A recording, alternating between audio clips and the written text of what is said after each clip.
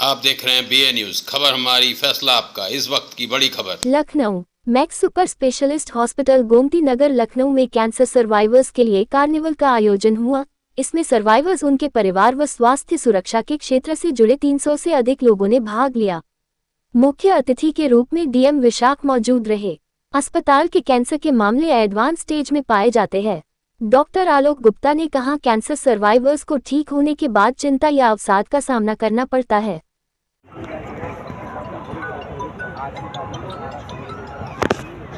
1 2 3 नमस्कार।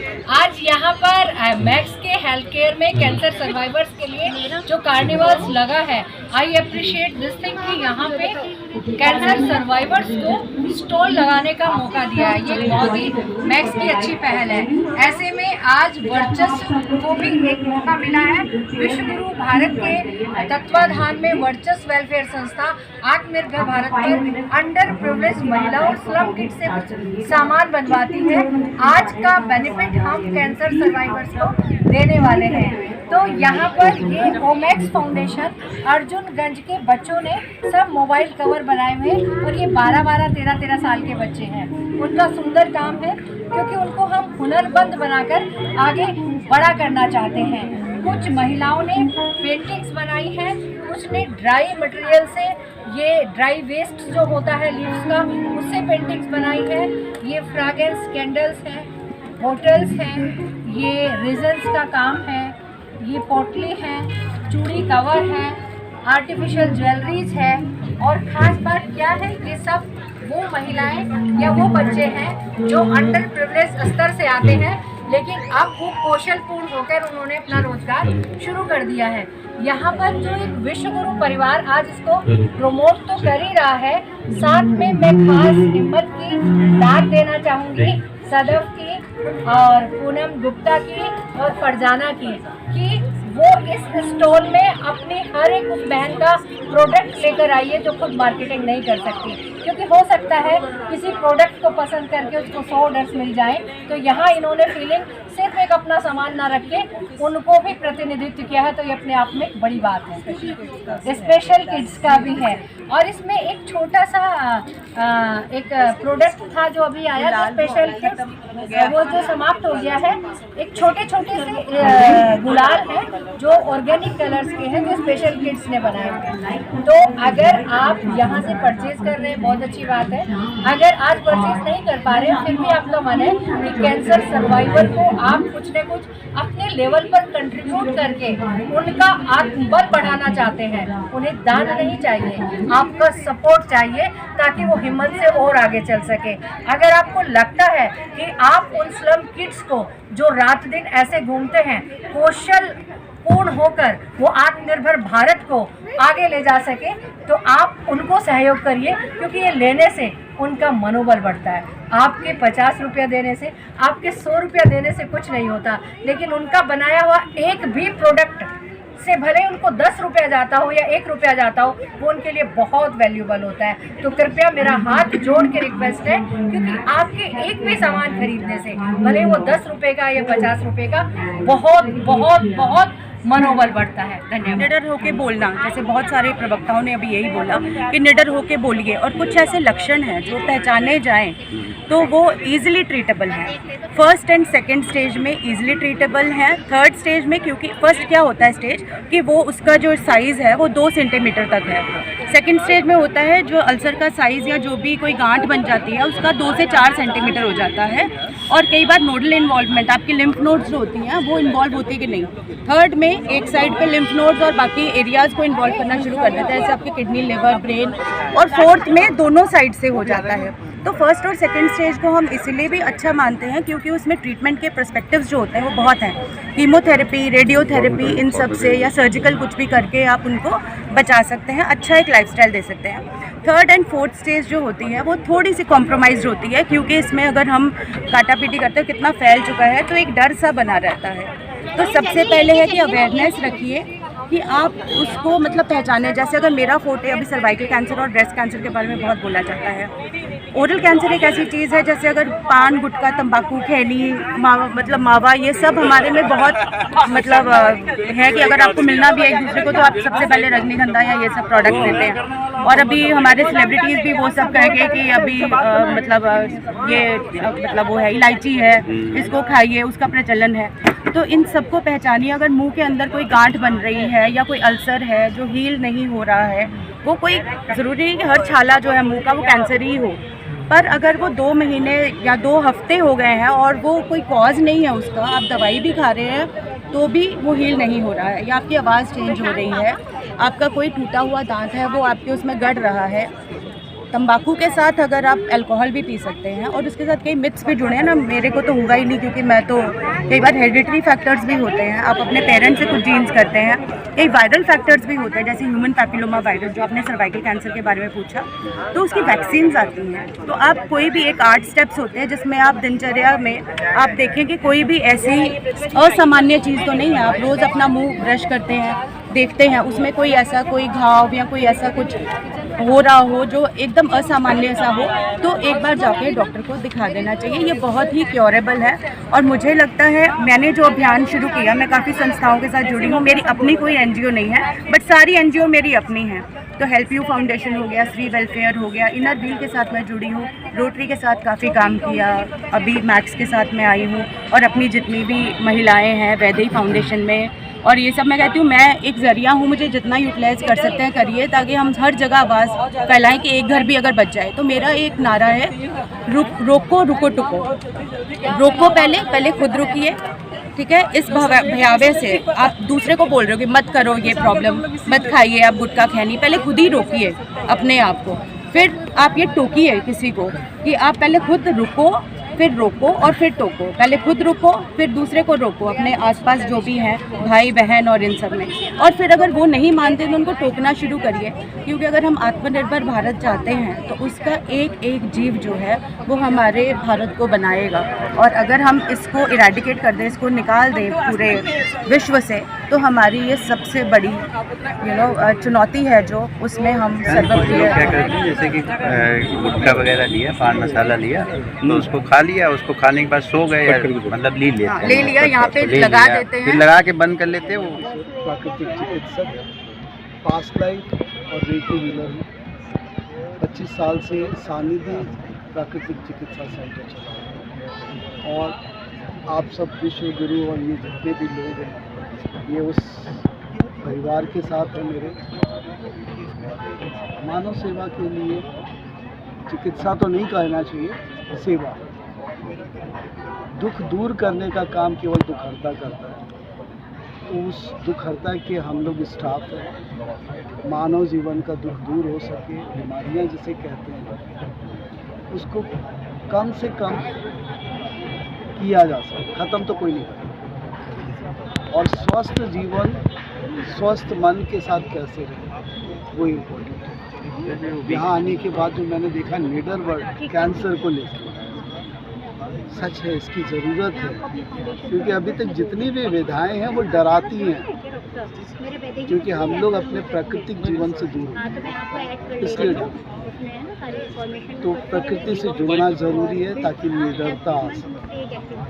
Weaker section के जो पेशेंट हैं, कैंसर स्कैन हो जाता है, बड़ा परेशान हो जाते हैं पहले प्रथम स्टेज पे, तो ये कैसे जागरूक करेंगे उनको कि तो स्कैन? मेडिकल टर्मिनोलॉजी में कैंसर एक सिस्टम है बॉडी के अंदर विकारों का। बॉडी से बड़ा डॉक्टर कोई है ही नहीं, वो खुद डायग्नोज करके बताता है कि क्या कुछ गड़बड़ हो रही है, आप पहले उसको समझिए। मैं कहता हूँ वो भी समझना कठिन है, तो अपने जीवन शैली सुधार लीजिए। छोटी से लेके बड़ी तक बीमारी 80% ठीक हो जाएगी। एक्सीडेंटल नहीं कहते, हम लोग अगर वॉच करें तो हम बीमारी को इनवाइट कर रहे हैं। प्लास्टिक का डिब्बा, बासी खाना, पैकिंग खाना, आप प्राकृतिक जीवन से दूर हैं, इसलिए आप बीमार पड़ेंगे, प्राकृतिक होंगे। जानवरों से, पक्षियों से सीखो, सुबह जल्दी उठ जाओ, सूर्योदय से पहले पानी पियो, कच्चा, कम से कम कच्चा खाओ। जिनको कैंसर जैसी बीमारी, अगर कोई भी क्रॉनिक बीमारी है, मैं कहता हूँ नमक छोड़ के देखें 10 दिन में, नमक और चीनी जो मानव ने बनाया है वो नुकसान करेगा, जो प्रकृति ने बनाया वो कभी नुकसान नहीं करेगा। ब्लड शुगर जैसी चीज़ों में चीनी खाना नुकसानदायक है, लेकिन गुड़ और खजूर, तो आप प्राकृतिक प्रदत्त चीज़ों पे निर्भर हो जाइए। अगर शरीर में बड़ी से बड़े भी विकार है, प्रायरी सेकंड स्टेज तक अपने आप ख़त्म होता है। थोड़ी सी सावधानी, थोड़ी सी जानकारी और थोड़ा मार्गदर्शन। फर्स्ट स्टेज पे जैसे पता चल जाए, जैसे कैंसर पेशेंट है तो वो ट्रीटेबल भी है, लेकिन लोगों को जागरूकता नहीं है, उसकी वजह से लोग नहीं कराते। अब उसके लिए देखिए चीज़ों को, एक चीज़ है जागरूकता होना जितना फ़ायदेमंद है उतना ही खतरनाक भी है। जो अच्छा जानकार है वो डरता है, चाहे उपचार करने में चाहे बीमारी करने में, और जो जितना कम जानता है उसको आप बता दीजिए। और इस सवाल से मैं बहुत इत्तेफाक नहीं रखता। अगर एक आदमी डायबिटिक है और डॉक्टर ने देखा उसको और उससे कहा कि 10 दिन मत खाओ तुम मीठा, उसको डायबिटिक मत दो, क्या होगा मालूम है आपको? रिजल्ट बदल जाएंगे। सही। क्योंकि वो एक्सेप्ट नहीं करेगा कि वो डायबिटिक है, और 10 दिन आपके बताए निर्देश को पालन करेगा तो पैथोलॉजी चेंज हो जाती है। अभी सिद्धू जी की वाइफ को हुआ था तो उन्होंने काफ़ी मतलब मीडिया में बोला है कि प्राकृतिक तरीके से, आयुर्वेदिक तरीके से कैंसर को उन्होंने हराया है। तो ये सच है। वो ब्रांड हैं, लोग उनको पहचानते हैं। भाई आप अगर रिमोट एरिया में जाए, लाखों लोग हैं और आप खुद भी देखिए बहुत कुछ आपके अंदर भी दर्द उठता है और अपने आप ख़त्म हो जाता है, होता है। हमारे शरीर से बड़ा डॉक्टर कोई है ही नहीं। हड्डी टूटती है, जोड़ता कौन है? ऑर्थोपेडिक नहीं, अलाइन करता है। जोड़ने का काम कौन करता है? तो खुद ही। और अगर दवाई से दम होता तो ब्लड शुगर, पेनक्रियाज को सही काम करना चाहिए। नेचुरोपैथी उसके फंक्शन को इम्प्रूव करती है, उसको मैनेजमेंट नहीं देती। तो प्राइमरी हो चाहे लास्ट स्टेज हो, हम आप कौन डिसाइड करेंगे कि लास्ट कौन सा है? लास्ट उसकी मौत से काउंट करते हैं ना। तो जिनको कैंसर नहीं है वो भी तो मरते हैं। लीडर बना दीजिए, आपका ये बोर्ड है लीडर बनने का। बीमारी आएगी और चली जाएगी, बीमारी को परमानेंट नहीं करिए, गेस्ट बना लीजिए। और प्राकृतिक नियमों के हिसाब से जहाँ भी आपको अच्छे प्राकृतिक चिकित्सक मिलते हैं आप उनसे उपचार लीजिए, सलाह लीजिए। और हाँ, जहाँ पे स्थिति है वहाँ पे जांच करके हमें डरने की जगह उपाय खोजना चाहिए। निर्भरता नहीं, किसी भी बीमारी और किसी दवा पे निर्भर मत होइए, उसका रास्ता खोजिए। नमस्कार। आज मैक्स हेल्थ केयर ने ये हेल्थ कार्निवल कैंसर सर्वाइवर के लिए रखकर एक बहुत प्रशंसनीय काम किया है। बहुत सारे अवेयरनेस प्रोग्राम्स डॉक्टर्स, हॉस्पिटल समय समय पर करते रहते हैं, लेकिन आज की जो ख़ास बात मुझे मैक्स हॉस्पिटल की लगी उस पर मैं ज़रूर बात करना चाहूँगी।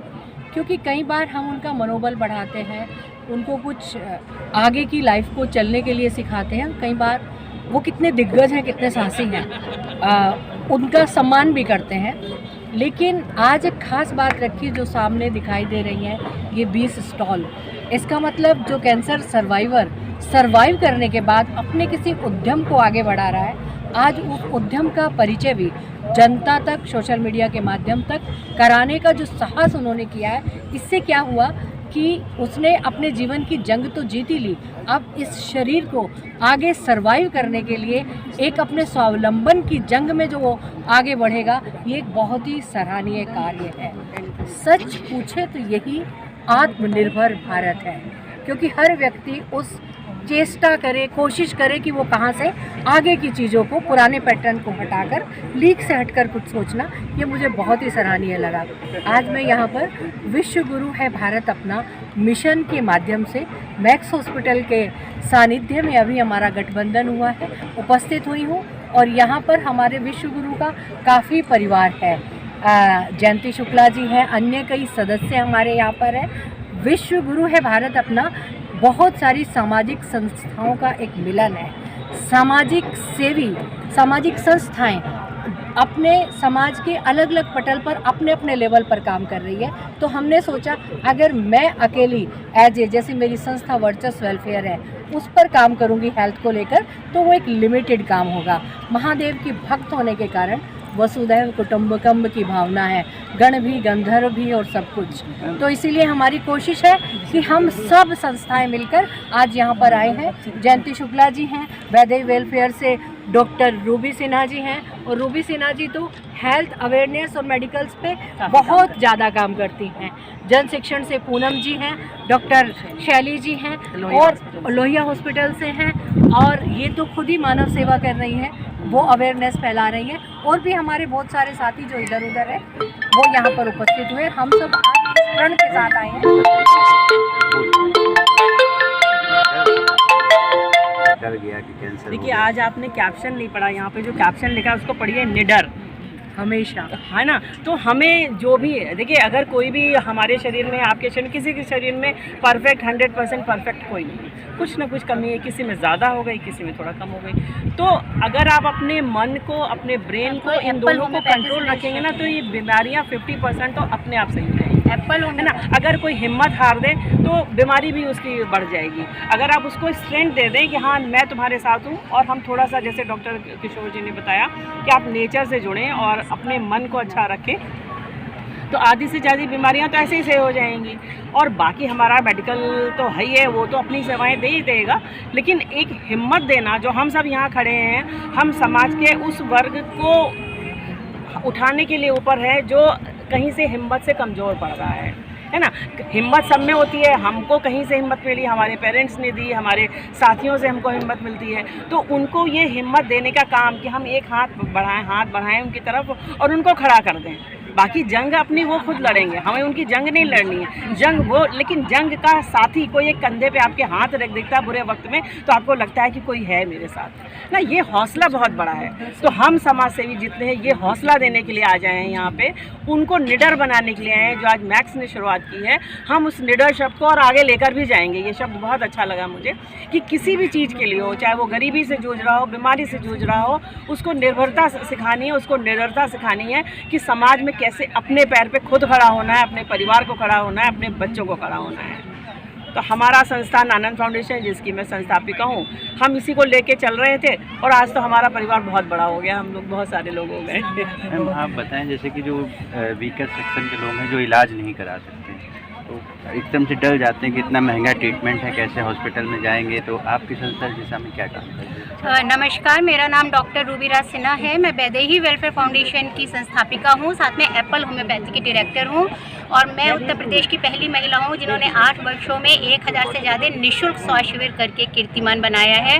आज मैक्स हॉस्पिटल के प्रांगण में यहाँ पे एक जागरूकता कार्यक्रम है कि बीमारी कोई भी हो, जैसे हम लोग महिलाओं की जागरूकता की, माहवारी पे बात करते हैं, जागरूकता पे बात करते हैं, तो उसमें ये होता है ना, जो बच्चियाँ होती हैं या जो गाँव की महिलाएं होती हैं उनमें अवेयरनेस नहीं होती है। जब हम सैनिटरी पैड देते हैं उन्हें, तो उन्हें ये भी नहीं पता होता है कि इसको कैसे यूज़ करना है या कितनी देर तक लगाना है। आप बात समझिएगा, सैनिटरी पैड दिया, एक बच्ची सुबह 7 बजे सैनिटरी पैड लगा के स्कूल निकली और 2 बजे तक स्कूल में रही। 7, 8, 9, 10, 11, 12, 1, 2, 9 घंटे तक वो वही सैनिटरी पैड यूज़ कर रही है। जितनी बार पेशाब जाती है उसमें अमोनिया लगता है, उसमें और इन्फेक्शन डेवलप होता है, जो उसके नीचे से रास्ते में जाके यूट्रस में स्वेलिंग है और भी पस सेल्स हैं या इन्फेक्शन जो है वो क्रिएट करता है। तो बच्चियों को, महिलाओं को मेन चीज़ ये है कि जागरूक करना स्वास्थ्य के लिए। तो यहाँ पे जो ये कार्यक्रम हो रहा है, सबसे पहले तो जागरूकता की ज़रूरत है, बीमारी तो बाद में आती है। अगर आप पब्लिक टॉयलेट में जा रहे हैं और डायरेक्ट जाके ऐसी सीट पे बैठे हैं तो डेफिनेटली आपको इन्फेक्शन हो गई। तो पब्लिक टॉयलेट में आप जा रहे हैं तो पहले फ्लश करिए, और अगर आपका वो है कमोड है तो उसके ऊपर आप कोई पेपर या नैपकिन रख के बैठिए। तो हम लोग महिलाओं की माहवारी पे बात करते हैं, जैसे गांव में महिलाएं होती हैं उनको भैया सैनिटरी पैड भी नसीब नहीं होता है, तो पुराना कपड़ा यूज़ करती हैं, जिससे क्या होता है उनको बच्चेदानी का कैंसर या गर्भाशय का कैंसर हो जाता है। तो हम हमेशा अपने मेडिकल कैंप में या जो काउंसलिंग करते हैं उसमें हमेशा ये कहते हैं कि साफ़ कपड़ा आप यूज़ करिए, कपड़ा नहीं तो सैनिटरी पैड यूज़ करिए। मैं अपनी संस्था के माध्यम से 1 लाख से ज़्यादा निःशुल्क बायोडिग्रेडेबल सैनिटरी नैपकिन जो है वो वितरित कर चुकी हूँ। और साथ में जो 5 दिन जब महिलाओं को, बच्चियों को माहवारी आती है, उस दौरान क्या खाना पीना है, ठंडी चीज़ें रात में नहीं खानी है, किसी को क्रैम्प्स उठते हैं, पैरों में स्वेलिंग आ जाती है, तो उसके लिए एकदम हार्मोनल ट्रीटमेंट नहीं लेना है। जैसे 14 साल की बच्ची है, उसका नया नया साइकिल शुरू हुआ, पीरियड आया, पेट में दर्द हुआ, माँ गई उसको कहीं से मेडिकल स्टोर से दवा दे दी, तो हार्मोनल ट्रीटमेंट नहीं लेना है। बहुत छोटी छोटी चीज़ें हैं। और जहाँ तक आज बात है, जो मैक्स हॉस्पिटल ने एक टाइटल दिया है निडर का, तो डेफिनेटली